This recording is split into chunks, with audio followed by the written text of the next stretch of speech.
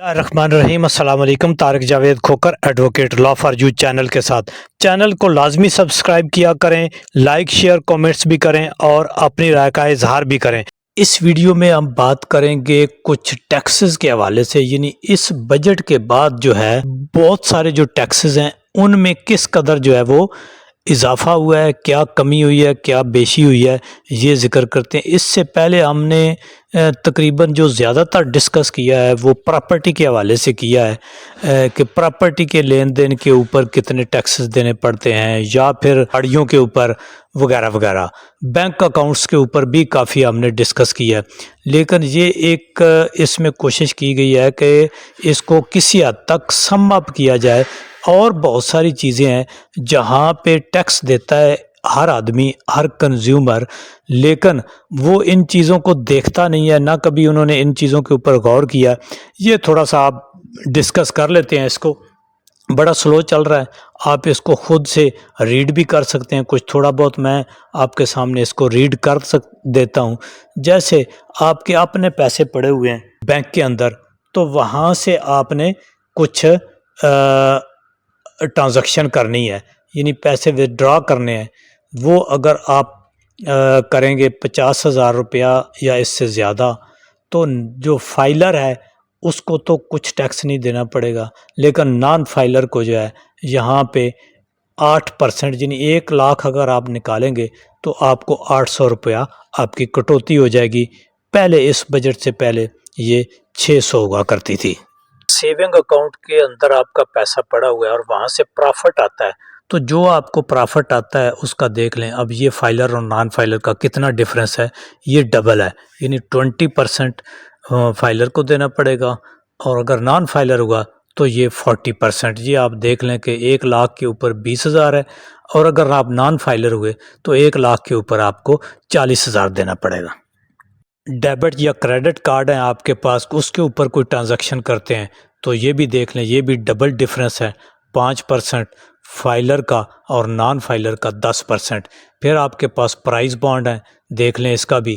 اور اس کے بعد یا اگر لاٹری ہے، یعنی لاٹری میں کچھ لوگوں کے پیسے نکلتے ہیں یا کوئی پرائز بانڈ نکلتے ہیں، ان کے اوپر آپ دیکھ لیں۔ یعنی اگر آپ ایک ٹرانزیکشنز کو بڑی سلو چل رہی ہیں، آپ خود سے اگر ریڈ کریں تو یہ تقریباً یہ ڈبل ڈفرینس ہے۔ یعنی اگر آپ فائلر ہیں تو آپ کو 1 روپیہ دینا پڑ رہا ہے، اور اگر آپ نان فائلر ہیں تو آپ کو 2 روپے دینے پڑ رہے ہیں۔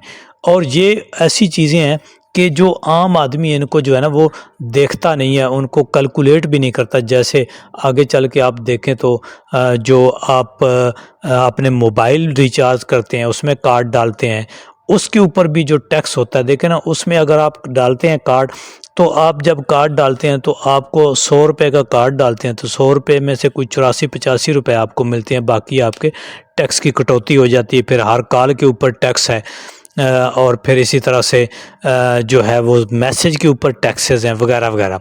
تو یہ سارے جب ٹیکسز آئیں گے تو آپ اگر فائلر ہوئیں گے تو یہ سارے آپ کو ریفنڈ ہو سکتے ہیں، آپ میں ایڈجسٹ ہو سکتے ہیں۔ بجلی کے بل کا آپ دیکھ لیں، اس میں کتنا بڑا ڈفرینس ہے۔ اگر 25,000 سے زیادہ آپ کا ڈومیسٹک کا گھر کا بل آتا ہے تو وہ آپ خود اندازہ لگا لیں کہ 7.5% نان فائلر کو دینا پڑے گا اس کے اوپر، اگر فائلر ہوئے تو کچھ بھی نہیں دینا پڑے گا۔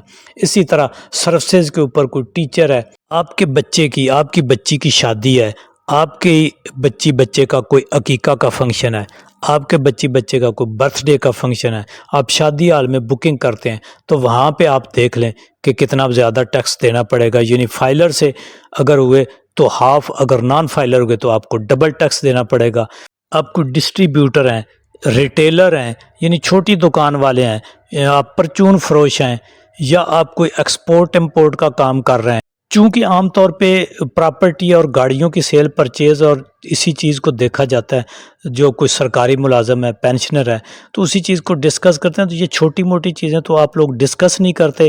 سم کے اندر لوڈ کرانے سے لے کر پی ٹی سی ایل کے اور گیس کے اور بجلی کے میٹر کے اوپر جو ٹیکسز ہیں ان سے لے کر کے، اور جو انٹرنیٹ کے پیکیجز لگاتے ہیں ان کو لے کر، شادی ہال، اسی طرح سے آپ یہ سارا اگر چیک کریں تو اوورال اگر آپ کاؤنٹ کریں تو ایک فائلر جو ہے اس کو ہاف ٹیکس دینے پڑیں گے اور نان فائلر کو اس سے ڈبل ٹیکس دینے پڑیں گے۔ اگر یہ چھوٹی چھوٹی چیزیں جو ہیں وہ عام طور پہ ہم ان کو کیلکولیٹ نہیں کرتے، اگر آپ ان کو کیلکولیٹ کریں تو یہ آپ کو پتہ چلے گا کہ جی فائلر ہونا کتنا ضروری ہے۔